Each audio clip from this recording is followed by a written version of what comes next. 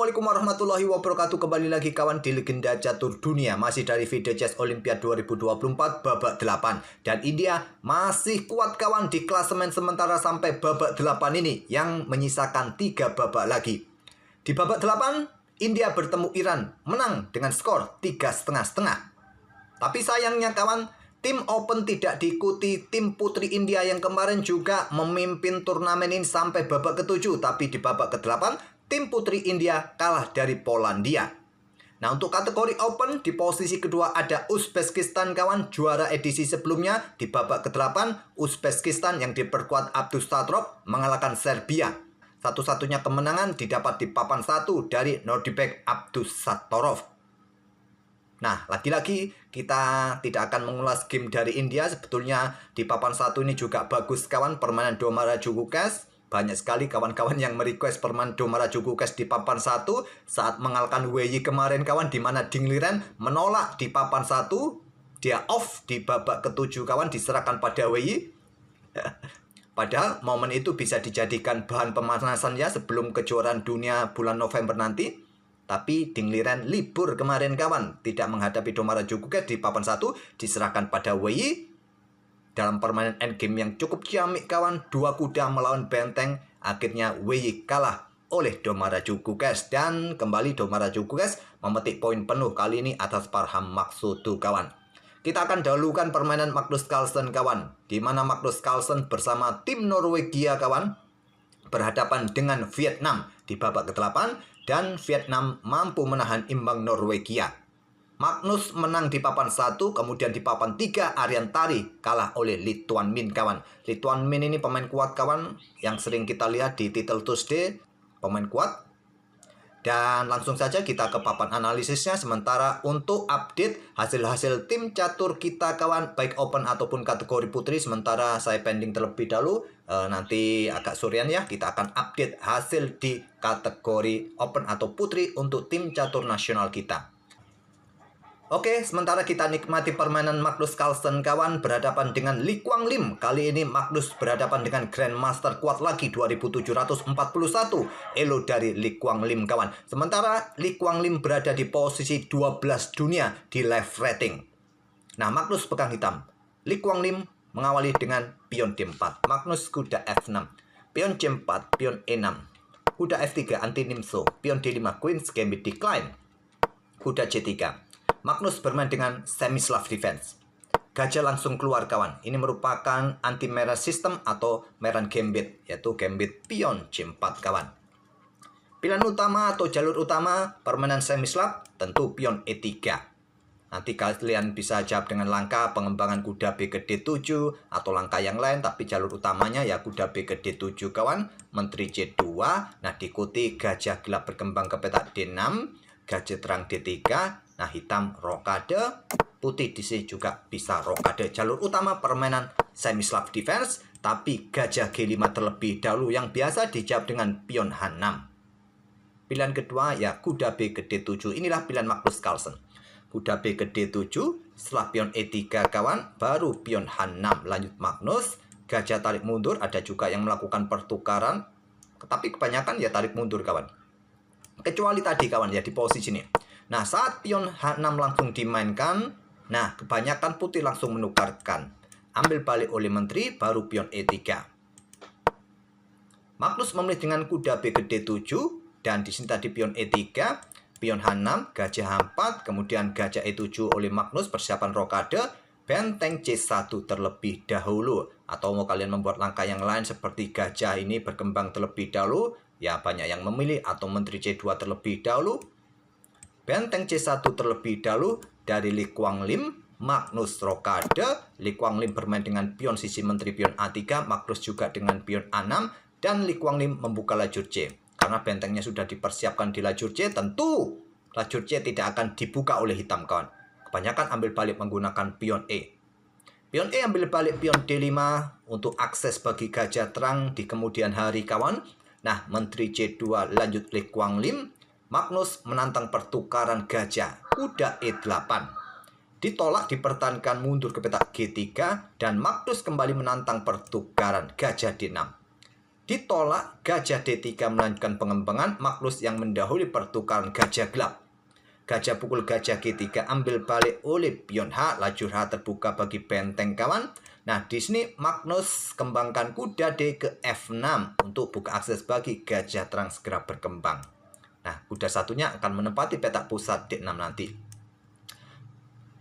Di sini kuda E5 lanjut Li Kuang Lim, kuda D6 lanjut Magnus, dan Li Kuang Lim melangkah pion F3 untuk kontrol peta E3 tentu saja mencegah pergerakan kuda-kuda hitam ini, berikan ruang bagi raja kalau tidak ingin rokade kawan. Nah, benteng E8 lanjut Magnus untuk menekan pion lemah di peta E3 kawan. Kemudian Li Kuang Lim melangkah kuda ke E2. Magnus menantang pertukaran kuda D7, ditolak angkat benteng H5, perkuat posisi kuda di peta E5.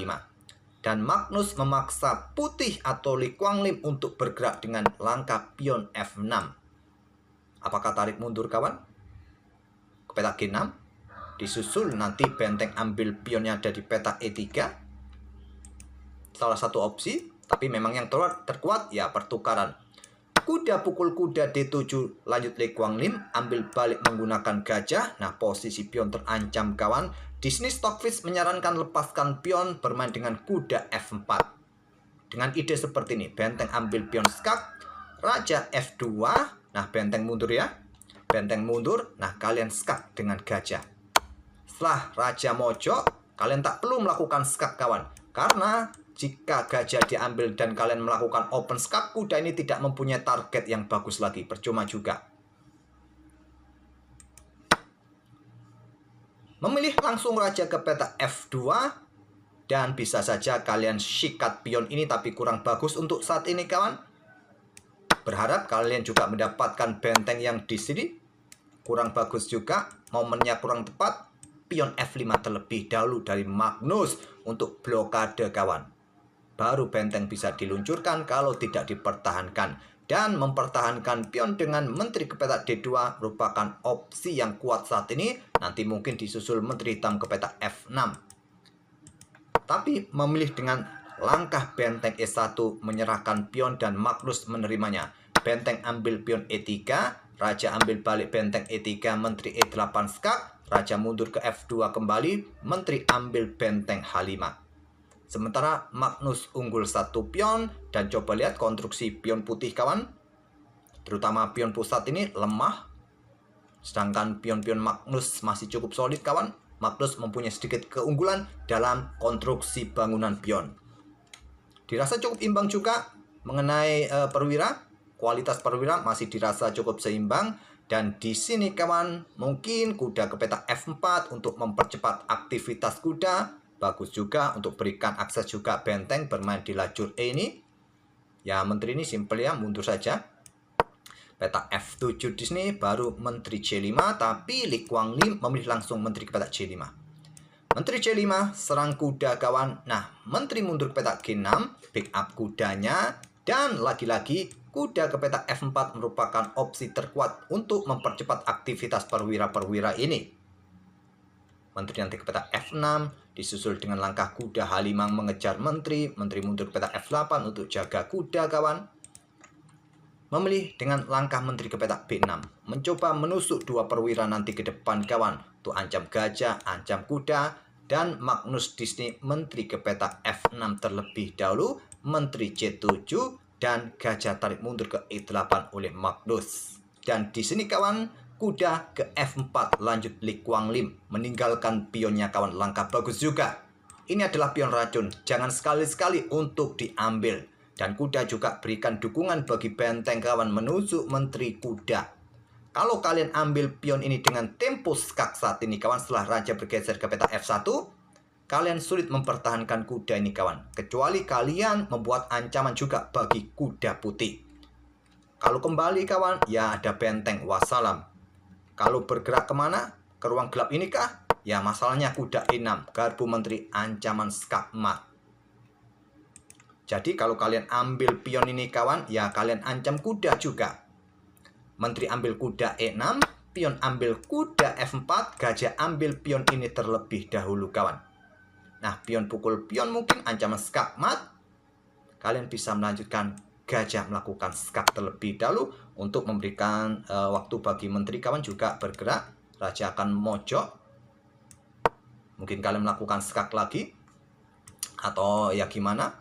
Ya, permainan masih dirasa cukup imbang. Kalau putih ingin beragramis, ya skaknya berulang-ulang. Jadi keunggulan hitam akan hilang jika ambil pion racun ini. Posisi Magnus dalam posisi yang bagus. Benteng C8, langkah presisi dari Magnus, dan Menteri B6 harusnya dilakukan oleh Lee Kwang Lim, tapi Lee Kwang Lim korban menteri untuk menukarkan menterinya dengan 3 perwira Magnus Carlsen kawan. Magnus kehilangan banyak perwira di sini, tapi masalahnya konstruksi pion-pion putih ini lemah. Magnus masih punya 4 mayoritas pion kawan di sisi menteri ini. Cukup bagus. Sebagai modal Magnus memenangkan permainan. Magnus ambil pion D4 skak. Raja F1 kawan, dan Magnus dorong pion G5, langkah presisi. Tapi Lee Kwang Lim juga masih bisa mempertahankan perwira-perwiranya dengan langkah benteng F8, langkah bagus. Kalau diambil tentu skak garbuan kawan. Kalau Raja bergerak ke ruang gelap ke peta G7, tentu garbuan juga. Magnus melangkah Raja E7, kuda G6 skak. Lindungi bentengnya juga. Magnus melangkah Raja D6 dan gajah ambil pion F5. Masalahnya pion di sisi menteri ini yang menjadi kelemahan Lee Kwang Lim. Menteri ambil pion B2. Siap, predali 1 pion lagi dan Magnus akan dorong pion bebasnya. Pion F4, menteri ambil pion A3. Raja F2, pion A5. Untuk mempercepat pionnya segera promosi kawan. Tak perlu khawatir soal rajanya masih cukup aman. Kuda E5, Magnus terus dorong pion A4. Benteng F7, Magnus menteri B2 skak. Berikan tempat bagi pion ke A3 di langkah berikutnya. Raja F1, menteri B5 skak terlebih dahulu. Blokade dengan gajah, menteri B3 lanjut Magnus. Dan di sini kawan, gajah mundur lagi ke F5. Magnus dorong lagi pion A3. Kuda D3, Magnus korbankan menteri, ambil kuda D3, ambil, dan gajah tidak bisa lagi mengejar pion kawan. Pion A2, benteng ambil pion B7, Magnus promosi menteri skak. Raja ke E2, menteri G1, dan Lee Kwang Lim menyerah. Apabila tetap dilanjutkan game ini kawan, mungkin ya Raja bergerak ke peta F3, tapi ada pion di sini kawan skak. Raja ambil, predali 1 persatu, ataupun juga di sini tadi ya skaknya ya. Maaf keliru. Ya dapat gajah. Ya kalau tadi skaknya ditolak oleh putih, bergeser entah kemana kawan ya, pion ini jatuh dan seterusnya jatuh. Oke, tak perlu kita lanjutkan lagi kawan, sampai pion hitam bisa promosi ataupun sampai skak mat. Sungguh terlalu kalau kalian tidak sampai bisa menang dengan kualitas menteri menghadapi gajah plus benteng. Sungguh terlalu. Oke, itulah kawan permainan Magnus Carlsen pada babak ke-8 sekaligus game ke-6-nya. Magnus memetik 4 kemenangan dan 2 kali remis. Semoga permainan dari kedua pemain dan ide-ide permainan semi-slav defense tadi bisa jadi bahan referensi kalian. Dan kita akan bertemu di video-video berikutnya. Terima kasih. Wassalamualaikum warahmatullahi wabarakatuh.